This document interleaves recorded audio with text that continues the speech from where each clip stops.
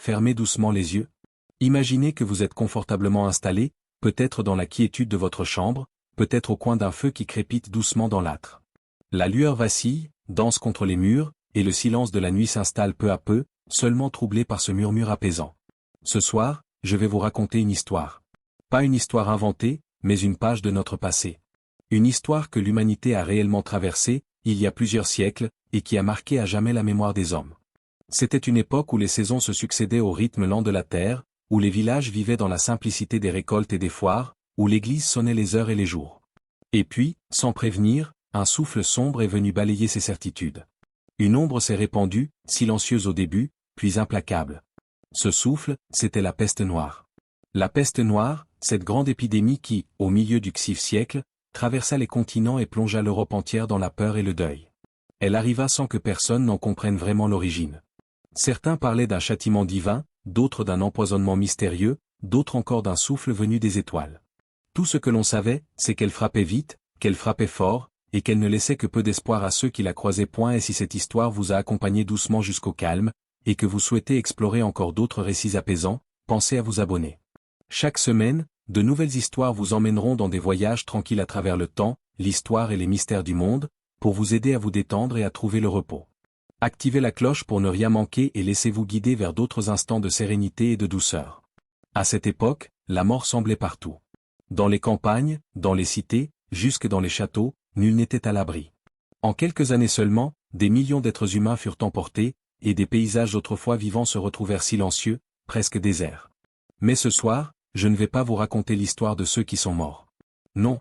Ce soir, nous allons nous pencher sur le destin de ceux qui ont survécu. Car paradoxalement, survivre à la peste noire, ce n'était pas toujours une bénédiction. Pour certains, c'était un fardeau lourd, une croix plus pesante encore que la mort elle-même. Imaginez un instant, vous échappez à la maladie, mais autour de vous, les visages familiers disparaissent un à un. Les rues de votre village sont vides, les champs abandonnés, les cloches sonnent sans répit pour annoncer de nouveaux départs. Et vous, vous restez, vous survivez, mais dans quel monde? Dans quelle solitude? Dans quelle désolation? C'est ce paradoxe que je vais vous inviter à explorer. Pourquoi, en ce temps lointain, survivre à la peste noire pouvait être ressenti comme pire que mourir? Laissez-vous aller à ce récit, calmement, comme on suit le fil d'une rivière tranquille. Vous n'avez rien à faire, rien à retenir, seulement écouter. Car parfois, comprendre le passé, c'est aussi trouver un peu de sérénité dans le présent. La peste noire, qui frappa l'Eurasie et l'Afrique du Nord au milieu du XIe siècle, demeure l'un des événements les plus marquants et les plus tragiques de l'histoire mondiale. Son impact démographique, social, économique et spirituel fut colossal. Entre 1347 et 1352, on estime qu'elle provoqua la mort de 25 à 50 millions de personnes en Europe, soit entre un tiers et la moitié de la population du continent. Mais cette catastrophe n'apparut pas de façon soudaine, elle prit naissance en Asie et se diffusa le long des routes commerciales avant d'atteindre les rivages européens. Pour comprendre l'ampleur du traumatisme provoqué par cette épidémie, il faut replacer la peste noire dans son contexte global. Origine de la peste en Asie. La peste est une maladie infectieuse causée par la bactérie Yersinia pestis, transmise à l'homme principalement par la piqûre de puces vivant sur les rats noirs, Ratu ratu. Des analyses paléogénétiques récentes ont confirmé que l'épidémie du XIe siècle était bien due à cette bactérie, déjà responsable de plusieurs flambées épidémiques dans l'Antiquité et au Moyen-Âge. Son foyer originel se situerait dans les hautes plaines d'Asie centrale, notamment dans les zones montagneuses autour du plateau tibétain et des steppes de Mongolie. Ces régions constituaient des réservoirs naturels de la peste, où les rongeurs sauvages servaient de porteurs. Les épidémies humaines pouvaient éclater lorsqu'un déséquilibre écologique, sécheresse, migrations animales, activités humaines, rapprochaient les populations de rongeurs infectés des communautés humaines. Au XIIIe siècle, la constitution de l'empire mongol sous Gengis Khan et ses successeurs facilita de manière inédite les échanges transcontinentaux. La fameuse Pax Mongolica ouvrit la route de la soie et stimula les circulations de marchandises, d'hommes et d'animaux entre la Chine, l'Asie centrale, le Moyen-Orient et l'Europe. Or, cette intensification des échanges permit aussi à des maladies comme la peste de voyager plus loin et plus vite. C'est dans ce contexte que, vers les années 1330, une violente épidémie éclata dans la province chinoise du Hebei, faisant plusieurs millions de victimes selon les chroniques. La maladie se propagea ensuite vers l'ouest à travers les caravanes marchandes et les armées, suivant le tracé de la route de la soie. Transmission par la route de la soie. La route de la soie, réseau complexe de pistes caravanières et de comptoirs, fut l'artère principale de diffusion de la peste noire. Les marchands transportaient non seulement des soieries, des épices et des métaux précieux, mais aussi des rats infestés de puces porteuses de Yersinia pestis. Les caravanes qui traversaient les steppes et les oasis de Samarcande, Boukhara ou Tabriz devinrent autant de vecteurs involontaires de la maladie. La guerre joua aussi un rôle important. En 1346, lors du siège de la ville génoise de Kaffa, aujourd'hui Féodosia, en Crimée, tenue par des marchands italiens, les armées mongoles de la Horde d'Or auraient catapulté par-dessus les murailles les cadavres de soldats morts de la peste, cherchant à contaminer les assiégés. Si le récit a sans doute été exagéré par les chroniqueurs européens, il reflète néanmoins un fait. La Crimée fut une porte d'entrée essentielle de la peste en Europe. Les navires génois, fuyant le siège, transportèrent avec eux la maladie vers Constantinople, puis vers les grands ports méditerranéens. L'arrivée en Europe, 1347. À l'automne 1347, plusieurs galères génoises arrivèrent à Messine, en Sicile. À leur bord, marins et passagers étaient déjà frappés par une mystérieuse maladie, caractérisée par de violentes fièvres, l'apparition de bubons purulents dans les aisselles et l'aine, et une mort rapide en quelques jours. Les autorités siciliennes tentèrent de repousser les navires, mais trop tard, la peste avait trouvé un nouveau terrain de propagation. En quelques mois, l'épidémie se diffusa à l'ensemble des ports méditerranéens, Gênes, Marseille, Barcelone, Valence, puis rapidement vers le nord de l'Italie, le sud de la France et la péninsule ibérique. En 1348, elle atteignit Paris, Avignon et Londres. En 1349, elle sévissait dans le Saint-Empire romain germanique et dans les îles britanniques. En 1350, elle avait touché la Scandinavie. Même les régions reculées, comme l'Islande ou la Russie du Nord, ne furent pas épargnées. Un rythme de propagation fulgurant. La rapidité de la diffusion de la peste noire surprend encore les historiens. En à peine 5 ans, la quasi-totalité de l'Europe fut ravagée. Plusieurs facteurs expliquent cette vitesse. Les échanges maritimes et commerciaux, les navires étaient de véritables foyers de rats et de puces, qui diffusaient la peste dans chaque port accosté. La forte mobilité humaine, marchands, pèlerins, soldats et réfugiés transportaient la maladie d'une ville à l'autre. La densité urbaine et l'hygiène précaire. Les villes médiévales, surpeuplées, insalubres et infestées de rats, offraient un terrain idéal pour la propagation. L'absence de connaissances médicales adaptées, ignorant la véritable origine de la maladie, les autorités ne pouvaient mettre en place de mesures efficaces. Le résultat fut un effondrement démographique sans précédent. Dans certaines régions, comme en Toscane ou en Provence, les chroniqueurs évoquent des pertes de population allant jusqu'à 60%. Les campagnes furent aussi touchées, la peste se propageant le long des routes et atteignant les villages les plus isolés. Réaction des populations, peur, panique, incompréhension.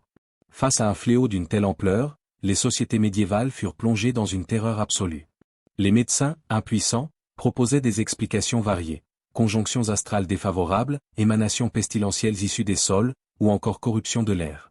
Les remèdes proposés allaient des saignées à l'utilisation d'amulettes, sans véritable efficacité. La peur entraîna des comportements extrêmes, certains fuyaient les villes dans l'espoir vain d'échapper à l'infection, d'autres s'enfermaient chez eux. Les relations sociales furent bouleversées, familles abandonnèrent leurs malades, prêtres et fossoyeurs manquèrent, et dans de nombreuses régions, les cadavres s'entassaient faute de sépulture. La recherche de responsables fut un autre aspect dramatique. Des minorités furent accusées d'avoir provoqué la peste. Les communautés juives, en particulier, furent victimes de pogroms, accusées d'empoisonner les puits. Ces violences illustrent l'état de panique et de désespoir dans lequel se trouvait la population. Dimension spirituelle, punition divine et sentiment d'apocalypse. La peste noire ne fut pas seulement une crise sanitaire, elle prit une dimension spirituelle et eschatologique majeure. Dans une Europe profondément chrétienne, l'épidémie fut interprétée comme une punition divine infligée aux hommes pour leurs péchés. Les sermons et les chroniques évoquent fréquemment l'idée d'un châtiment céleste, annonciateur de la fin des temps. Cette lecture spirituelle nourrit des mouvements religieux radicaux. Les flagellants, groupes de fidèles qui parcouraient les villes en se fouettant publiquement, cherchaient à expier les fautes collectives de l'humanité. Leurs processions, accompagnées de chants et de pénitences, renforçaient l'impression d'apocalypse imminente. La peste bouleversa aussi la vision que les hommes avaient de la vie et de la mort. L'omniprésence des cadavres, la brutalité des disparitions et l'impossibilité d'échapper au fléau engendrèrent un climat de désespoir et de fatalisme. L'art et la littérature traduisirent ce traumatisme, la thématique de la danse macabre se répandit, rappelant que la mort frappait indistinctement riches et pauvres, jeunes et vieux, puissants et humbles. La peste noire fut bien plus qu'une épidémie, ce fut une catastrophe totale qui bouleversa en profondeur l'Europe du XIe siècle. Partie d'Asie centrale, propagée par la route de la soie et les circuits commerciaux, elle atteignit l'Europe en 1347 et s'y diffusa avec une rapidité foudroyante. Face à l'incompréhension et à l'impuissance, les populations oscillèrent entre panique, recherche de boucs émissaires et quête de salut spirituel. Interprétée comme une punition divine et annonciatrice de la fin du monde, la peste noire marqua durablement l'imaginaire européen et la mémoire collective, laissant une empreinte qui traversa les siècles. Lorsque l'on évoque la peste noire, les images qui viennent à l'esprit sont souvent celles d'une maladie foudroyante, d'un mal qui frappait sans prévenir et qui semblait ne laisser aucune chance. Pourtant, au-delà des chiffres immenses et des récits effrayants, il est important de comprendre comment, au quotidien, la mort se présentait aux hommes et aux femmes du XIe siècle. Car ce n'était pas seulement une disparition, mais une expérience vécue, ressentie, redoutée et parfois même attendue. Les symptômes apparaissaient soudainement. Une fièvre intense, brutale, venait saisir le corps. Les malades parlaient d'une chaleur insupportable qui les consumait de l'intérieur. Puis venaient les frissons, le tremblement, comme si l'organisme ne savait plus s'il devait brûler ou geler. Dans le cou, sous les aisselles, dans l'aine, se formaient de douloureux gonflements que l'on appelait des bubons. Ils pouvaient grossir rapidement, jusqu'à devenir visibles, pesants, et leur simple toucher arrachait des gémissements de souffrance. Pour ceux qui assistaient à cela, le spectacle était terrifiant, non parce qu'il était sanglant ou violent, mais parce qu'il était inexorable. Les familles voyaient un proche, parfois en pleine santé la veille, se plier sous la douleur, perdre ses forces, délirer, puis glisser vers l'inévitable. La rapidité était ce qui frappait le plus, il suffisait de 2 ou 3 jours, parfois moins, pour que la vie s'éteigne. Dans un monde où la médecine en était encore à ses balbutiements, les tentatives pour soulager étaient bien souvent vaines. On appliquait des cataplasmes, on priait, on brûlait des herbes aromatiques en espérant purifier l'air. Mais rien n'arrêtait le cours de la maladie. Les malades se sentaient à la fois abandonnés par leur corps et impuissants devant un destin qu'ils ne maîtrisaient plus. Pour les vivants qui entouraient ces agonies, la peur se mêlait à la tristesse. Rester auprès d'un malade signifiait risquer sa propre vie. Beaucoup choisissaient de fuir, parfois contraints par la terreur, parfois sur les conseils même des médecins de l'époque qui recommandaient l'isolement. Ainsi, nombre de malades mouraient seuls, entourés de silence, leur dernier soupir n'étant entendu que par les murs de leur maison. Et pourtant, dans cette obscurité, il y avait une forme d'apaisement. Car la mort, si rapide, si absolue, était aussi une délivrance. Pour ceux qui souffraient, qui tremblaient de fièvre, qui ne pouvaient plus se lever, quitter ce monde était parfois comme se libérer d'une cage douloureuse. Les survivants, malgré leurs larmes, percevaient cela. Ils voyaient que les agonies, même brèves, étaient d'une telle intensité que la mort semblait parfois plus douce que la vie. On raconte que dans certains villages, les cloches ne cessaient de sonner. Chaque heure, elles annonçaient de nouveaux départs. Et peu à peu, les habitants s'habituaient à ces sons, comme si la mort était devenue une compagne quotidienne, familière, presque attendue. Les enterrements se faisaient à la hâte, parfois sans prière, parfois sans cercueil, simplement pour tenir le rythme de tant de départs. La mort n'avait plus rien d'exceptionnel, elle était partout, elle était devenue ordinaire. Cette banalisation ne signifiait pas que les cœurs ne ressentaient. Cœurs ne ressentaient plus rien. Bien au contraire. Chaque perte laissait une empreinte profonde, une cicatrice invisible.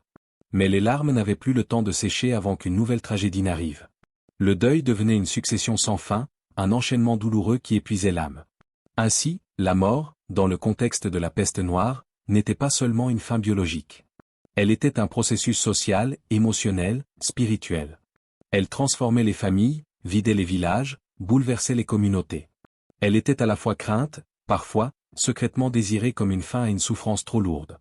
Et c'est dans ce paradoxe que réside l'expérience la plus marquante de cette époque. La mort effrayait, mais elle apportait aussi une forme de paix. Elle effrayait parce qu'elle était partout, imprévisible, inévitable. Mais elle apaisait aussi, car elle mettait un terme aux agonies, aux fièvres, aux solitudes interminables. Pour comprendre la profondeur de ce sentiment, imaginez une maison du XIe siècle, une petite demeure de pierre, faiblement éclairée par la flamme tremblante d'une bougie. À l'intérieur, un malade gémit doucement, la respiration lourde, irrégulière. Ses proches, s'ils sont restés, l'observent en silence, sachant déjà que rien ne pourra changer le cours des choses. Chaque souffle est une lutte, chaque minute une épreuve. Alors, lorsqu'enfin le dernier soupir s'élève, il y a bien sûr des pleurs, mais aussi, parfois, un murmure de soulagement. La douleur s'est arrêtée. La lutte est finie. Et dehors, le monde continue, dans une succession inlassable de départs. Les routes se remplissent de convois funèbres, les champs se vident, et les cloches, toujours, rappellent que la mort est devenue l'horizon naturel de chaque jour. Survivre, la charge psychologique. La peste noire du XIe siècle n'a pas seulement laissé derrière elle un champ de ruines démographiques, économiques et sociales, elle a aussi infligé un traumatisme psychologique d'une profondeur exceptionnelle. Survivre à une catastrophe de cette ampleur signifiait porter un fardeau invisible, une cicatrice intérieure qui ne disparaissait pas une fois l'épidémie terminée. Les rescapés durent affronter une vie profondément transformée, marquée par la culpabilité d'avoir survécu, le souvenir obsédant des scènes vécues, l'isolement social provoqué par la disparition des proches et la peur constante du retour du fléau. Le sentiment de culpabilité du survivant. L'un des poids les plus lourds portés par les survivants fut le sentiment de culpabilité. Quand un fléau frappe de manière apparemment aveugle, sans logique ni justice, ceux qui survivent s'interrogent inévitablement, pourquoi moi? Dans de nombreuses familles, certains membres périrent en quelques jours, tandis que d'autres échappaient miraculeusement à l'infection. Ce contraste brutal faisait naître une culpabilité tenace. Le rescapé avait parfois la sensation d'avoir été choisi de façon arbitraire, voire injuste, tandis que ses proches avaient été condamnés. Cette interrogation pouvait prendre une tournure spirituelle. Dans une société médiévale profondément chrétienne, la survie pouvait être interprétée comme une grâce divine, mais aussi comme une épreuve à porter, une responsabilité accablante. Certains se demandaient si Dieu ne leur avait pas laissé la vie pour expier encore davantage ou pour témoigner de son châtiment. Cette culpabilité pouvait également se transformer en reproche intérieur. Certains survivants avaient fui leurs proches malades, refusé de les assister ou abandonné leur foyer par peur de la contagion. Une fois l'épidémie passée, le remords s'ajoutait à la douleur. Comment vivre avec l'idée d'avoir trahi ceux que l'on aimait pour sauver sa propre vie? Des témoignages postérieurs rapportent que beaucoup vivaient avec le poids de ces dilemmes, hantés par les choix qu'ils avaient faits dans l'urgence et la panique. Le traumatisme des scènes vécues. Au-delà de la culpabilité, la peste laissa des images gravées dans les mémoires. Les survivants avaient été témoins de scènes d'horreur presque indicibles. Des familles entières décimées en quelques jours, laissant derrière elles des maisons vides et des villages silencieux. Les cadavres entassés dans les rues, faute de fossoyeurs assez nombreux pour leur donner une sépulture. Les processions de chariots transportant les morts vers des fosses communes, dont l'odeur pestilentielle envahissait les quartiers. Les cris des malades, victimes de souffrances atroces, isolés par peur de la contagion et mourant souvent seuls. Ce spectacle quotidien, prolongé sur plusieurs années et répété lors des différentes vagues de peste, constituait un traumatisme durable. Les rescapés ne pouvaient pas oublier les visages, les voix, les odeurs qui avaient accompagné l'épidémie. Leur mémoire restait marquée par un flot de visions macabres. Dans une société où le langage de la psychologie n'existait pas encore, ce que nous appellerions aujourd'hui des symptômes de stress post-traumatique se traduisaient par des cauchemars, des crises d'angoisse ou une mélancolie persistante. Certains textes de l'époque évoquent des comportements de retrait ou de désespoir. Des individus restaient prostrés, d'autres refusaient de se nourrir, d'autres encore erraient sans but. L'expérience de la peste avait détruit leurs repères, ébranlant leur confiance dans la stabilité du monde. L'isolement social. La charge psychologique des survivants fut renforcée par un isolement social profond.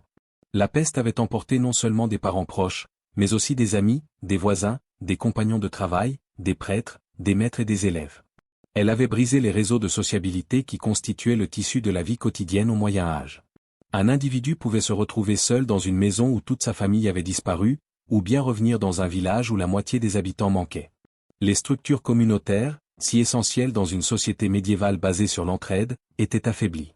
Les liens de confiance étaient également altérés. La peur de la contagion avait détruit la solidarité et semé la méfiance.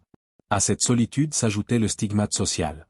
Dans certaines régions, ceux qui avaient survécu étaient parfois regardés avec suspicion. N'avaient-ils pas contracté une forme bénigne de la peste? N'étaient-ils pas porteurs du mal, capables de le transmettre encore? Le survivant se retrouvait paradoxalement isolé par le simple fait d'avoir échappé à la mort. L'isolement spirituel comptait également. Les prêtres et les religieux, décimés par l'épidémie, n'étaient pas toujours disponibles pour assurer le soutien moral et rituel. Or, dans une société où la mort et le salut étaient au cœur des préoccupations, le manque d'accompagnement religieux renforçait le sentiment d'abandon. La peur constante de la rechute. Même une fois l'épidémie apaisée, les survivants vivaient dans une angoisse permanente de la rechute. La peste noire n'avait pas été un événement unique. Elle réapparut régulièrement, sous forme d'épidémies locales ou régionales, jusqu'au XVIIIe siècle. Chaque rumeur d'un nouveau foyer rallumait la peur. Le traumatisme du passé nourrissait une vigilance obsessionnelle, la toux d'un voisin, une fièvre, une odeur suspecte pouvaient déclencher la panique. La société tout entière resta marquée par cette crainte diffuse. Des mesures de quarantaine furent instaurées dans plusieurs villes méditerranéennes dès la fin du XIe siècle, signe d'une tentative d'organisation rationnelle, mais aussi d'une peur toujours vive. Cette anxiété collective se traduisait dans la culture et la religion. Les représentations artistiques rappelaient sans cesse la fragilité de la vie et la possibilité d'un retour brutal du fléau. Les sermons insistaient sur l'imminence de la mort et la nécessité de se préparer spirituellement. Le survivant vivait donc dans un climat où le souvenir de l'épidémie restait constamment ravivé, empêchant toute véritable reconstruction psychologique. Une mémoire collective du traumatisme. Il faut enfin souligner que le traumatisme des survivants ne se réduisait pas à une expérience individuelle, il s'inscrivait dans une mémoire collective. L'Europe du XIe siècle se découvrit mortelle à une échelle inédite, confrontée à la possibilité de sa propre extinction. Cette expérience laissa une empreinte durable dans la conscience des générations suivantes. Les récits des chroniqueurs, les fresques représentant la danse macabre, les poèmes et les prières reflétaient cette mémoire traumatique. Chaque survivant devenait, malgré lui, le dépositaire de cette expérience. Sa survie l'obligeait à porter le souvenir des disparus et à transmettre l'histoire du désastre. Mais ce rôle de témoin pouvait être lourd à assumer. La mémoire partagée entretenait la douleur, empêchait l'oubli et maintenait les cicatrices ouvertes. La peste noire fut donc à la fois une épreuve individuelle et un traumatisme collectif, qui façonna durablement la vision du monde médiéval. Survivre à la peste noire, c'était bien plus que continuer à respirer après le passage du fléau, c'était affronter un poids psychologique immense. Les rescapés durent composer avec la culpabilité de leur survie, les images terrifiantes des scènes vécues, l'isolement social causé par la perte de leurs proches et la suspicion des autres, ainsi qu'une peur incessante de voir le cauchemar revenir. Cette charge intérieure fit du survivant non pas un vainqueur, mais un être meurtri, hanté par la mémoire d'une catastrophe qui avait bouleversé son existence et ébranlé sa confiance dans le monde.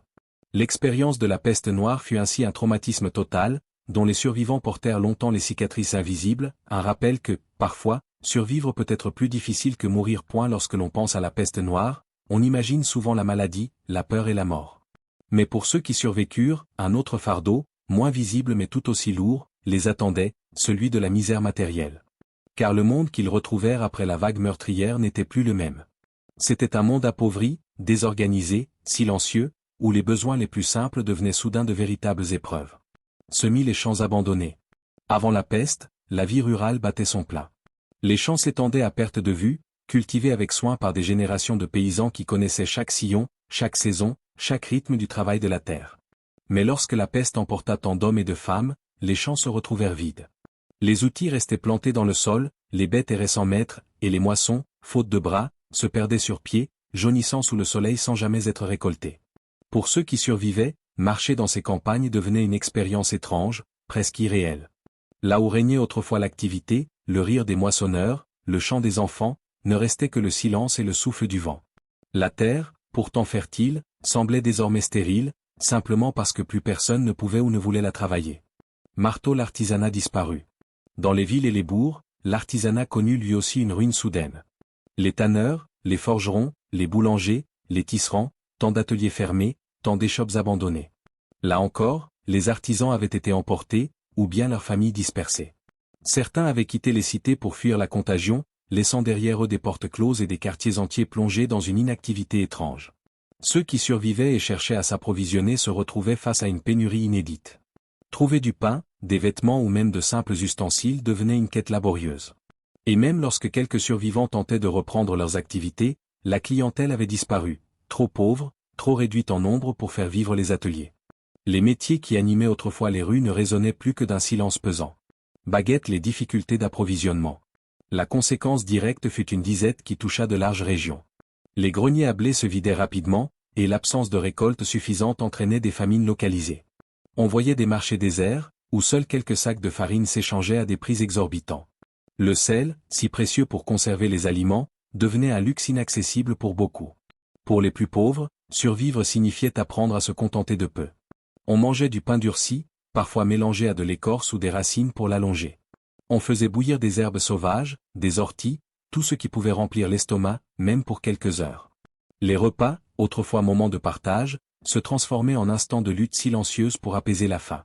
Maisons à l'abandon, les villages fantômes.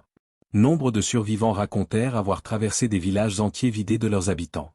Des maisons fermées à jamais, parfois avec des objets encore posés sur les tables, comme si les familles étaient parties précipitamment mais n'étaient jamais revenues. Dans certaines régions, on pouvait marcher des kilomètres sans croiser une seule âme, seulement des demeures silencieuses, gardiennes muettes d'une vie disparue. Ces villages fantômes pesaient lourd sur le cœur des survivants. Chaque façade vide rappelait l'absence, chaque porte close était une tombe invisible. Ceux qui s'y aventuraient ressentaient la solitude jusque dans leurs os. Paysage urbain, les villes silencieuses. Les grandes cités médiévales, autrefois grouillantes de vie, connurent elles aussi un effondrement. Là où résonnaient les cris des marchands, le tintement des cloches, le fracas des chariots, ne restait souvent que le silence. Les rues pavées se vidaient, les places n'étaient plus que des espaces nus, où quelques survivants passaient furtivement, tête baissée. Les tavernes n'avaient plus de clients, les marchés plus de vendeurs, les églises plus de fidèles. Même les autorités locales, souvent décimées elles aussi, peinaient à maintenir un semblant d'ordre. Pour les survivants, chaque déplacement dans ces cités avait un goût amer, ils marchaient dans des lieux qu'ils reconnaissaient, mais qui semblaient étrangers, car privés de la chaleur humaine qui leur donnait sens. L'instabilité des échanges. La misère matérielle ne se limitait pas à la rareté. Elle engendrait aussi une profonde instabilité. Là où la monnaie circulait autrefois avec régularité, elle perdit une grande partie de sa valeur. Certains essayaient d'accumuler des biens matériels, grains, étoffes, bétail. D'autres profitaient de la désorganisation pour imposer des prix déraisonnables, multipliant les inégalités. Dans un monde déjà marqué par l'incertitude, cette précarité économique ajoutait une inquiétude supplémentaire. Comment se nourrir demain? Comment habiller ses enfants l'hiver prochain? Comment survivre non pas à la peste, mais à ce vide immense qu'elle avait laissé derrière elle? Voie lactée survivre dans un monde dévasté. Ce qui pesait le plus, pour ceux qui survivaient, ce n'était pas seulement la faim ou le manque de biens. C'était la transformation radicale de leur environnement. Le monde qu'ils connaissaient, peuplé, vivant, animé, avait basculé dans une sorte de désert humain et matériel. Chaque jour, il fallait apprendre à vivre dans ce vide. Survivre signifiait marcher dans des campagnes sans cultivateurs, dans des villes sans artisans, dans des villages sans voisins. Cela signifiait voir des champs en friche, entendre le silence des marchés, sentir la faim qui creusait les ventres et l'incertitude qui rongeait les esprits. Pour beaucoup, cette misère matérielle était une épreuve plus lente, plus insidieuse que la peste elle-même. Car la maladie frappait vite, tandis que la faim, le dénuement et la solitude s'installaient durablement, jour après jour, année après année. Ainsi, survivre à la peste noire ne signifiait pas retrouver la vie d'avant. Cela signifiait avancer dans un monde appauvri, brisé, où chaque geste quotidien devenait une lutte. La mort avait été terrible, mais ce qu'elle avait laissé derrière elle l'était parfois encore davantage. Un monde dévasté, où survivre demandait un courage sans fin. Survivre, la désorganisation sociale. La peste noire, qui frappa l'Europe entre 1347 et 1352, ne se limita pas à une hécatombe démographique. Elle provoqua également une désorganisation sociale profonde. Le tissu communautaire, les institutions religieuses, l'ordre public et les pratiques sociales les plus fondamentales furent mis à mal. Les survivants durent affronter un monde désarticulé, où les structures censées encadrer et protéger la vie collective semblaient avoir disparu. Institutions religieuses ébranlées. L'Église médiévale, colonne vertébrale spirituelle et institutionnelle de la société européenne, fut particulièrement touchée. Les prêtres, moines et religieuses se trouvaient en première ligne face à la peste. Appelés pour administrer les sacrements aux malades et accompagner les mourants, ils étaient massivement exposés au risque de contagion. Dans certaines régions, on estime qu'un tiers, voire la moitié du clergé disparut. Cette hécatombe eut des conséquences multiples. D'une part, les fidèles perdaient leur principal soutien spirituel au moment où ils en avaient le plus besoin. Les rites funéraires, essentiels pour le salut des âmes dans la conception chrétienne, n'étaient plus assurés de façon systématique. De nombreux morts furent enterrés sans prêtre, dans des fosses communes. D'autre part, l'absence de clercs compétents affaiblissait durablement l'encadrement religieux. Pour combler les vides, on recruta hâtivement de nouveaux prêtres, souvent mal formés, ce qui contribua à un abaissement du niveau spirituel et intellectuel du clergé. Cette fragilité alimenta aussi une crise de confiance. Certains fidèles reprochaient aux prêtres survivants de s'être enfuis pour sauver leur vie au lieu d'accomplir leur devoir. D'autres se scandalisaient du manque de réponse religieuse convaincante à la catastrophe. L'idée que l'Église n'avait pas su protéger ni expliquer le fléau contribua à un affaiblissement de son autorité morale. Un affaissement qui, à long terme, s'inscrivit dans la série de bouleversements qui mèneraient plusieurs siècles plus tard à la Réforme. Loi et ordre public effondrés. La peste noire fut également un choc pour l'ordre politique et juridique.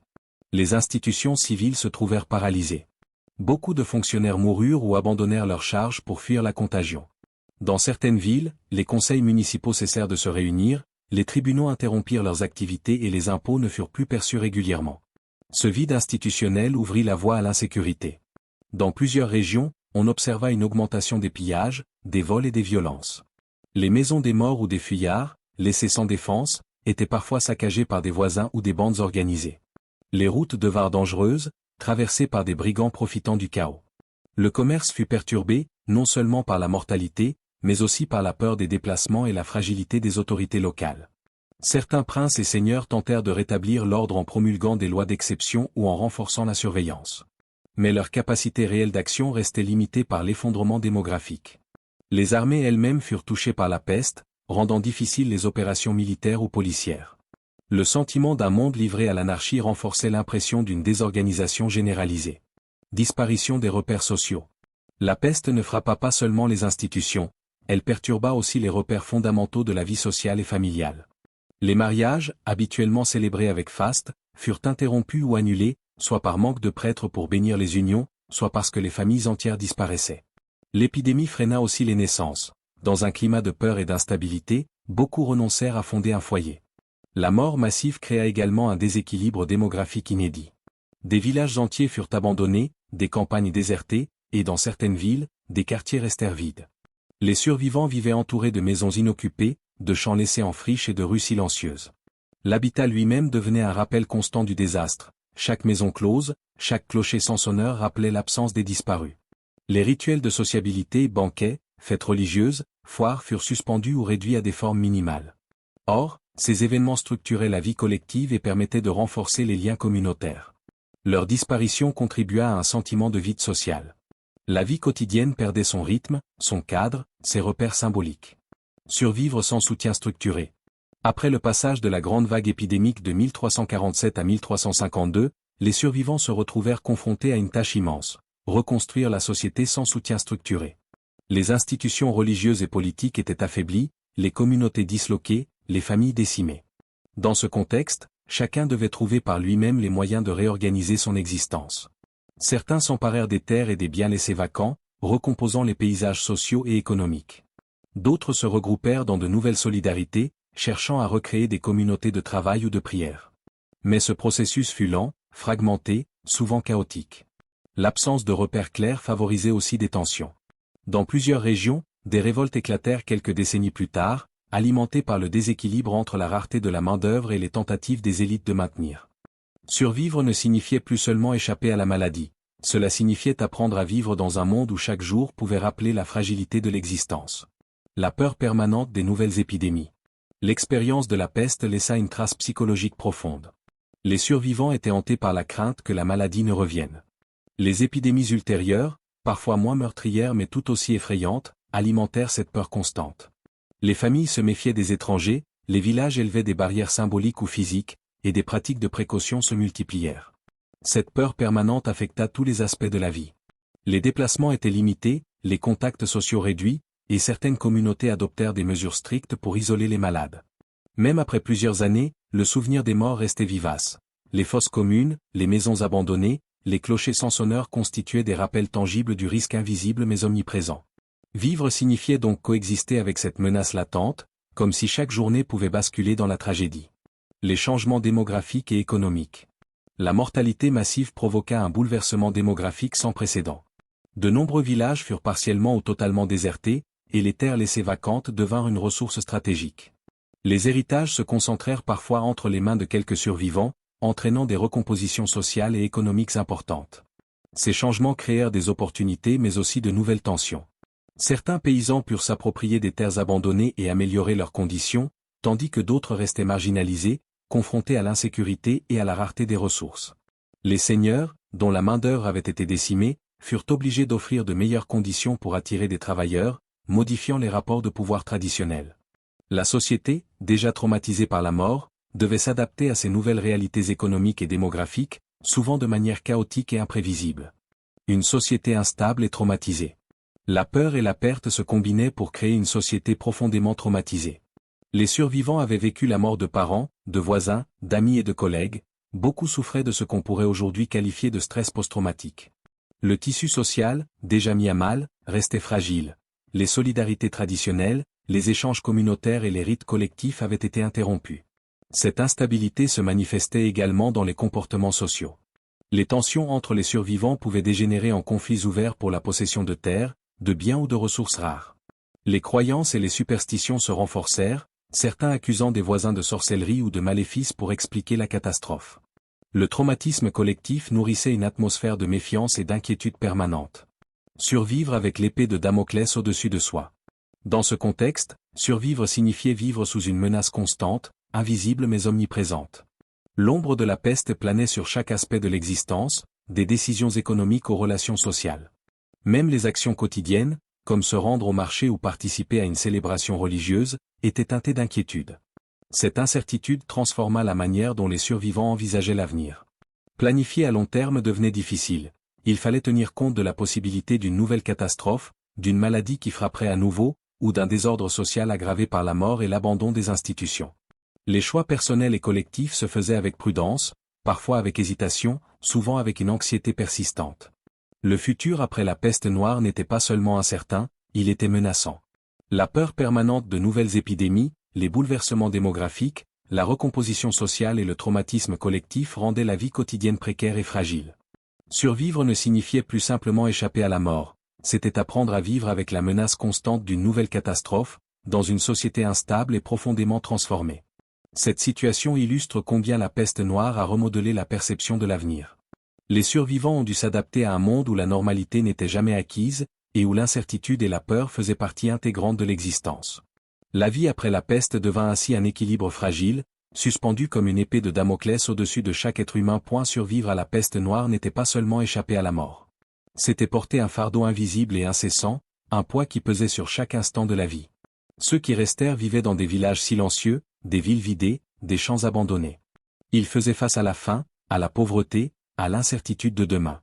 Et au-delà de tout cela, ils portaient aussi le poids spirituel, le doute, la peur, les questions sans réponse sur la place de l'homme dans l'univers et sur le sens de la vie face à une telle tragédie. Pourtant, malgré cette épreuve immense, l'humanité ne s'éteignit pas.